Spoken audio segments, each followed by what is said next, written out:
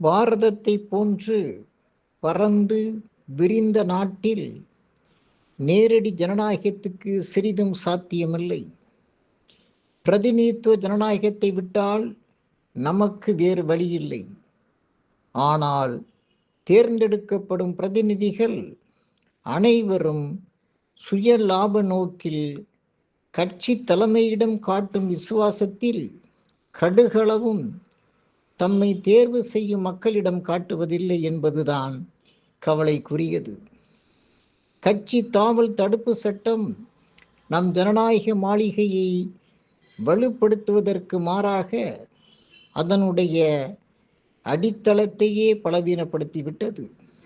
சட்டம் குற்றத்தை தண்டிக்க கூடும், ஆனால் அதை முற்றாக அகற்ற முடியாது என்றார் மகாகவி மில்டன்.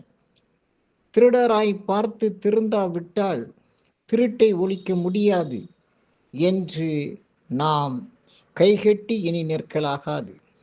பொது சொத்தை கொள்ளையடிப்பதில் கை தேர்ந்து விட்ட திருடர்கள் தாமாக திருந்துவார்கள் என்று இன்னமும் நம்பினால் நம்மை விட ஏமாளிகள் எங்கும் இருக்க மாட்டார்கள்.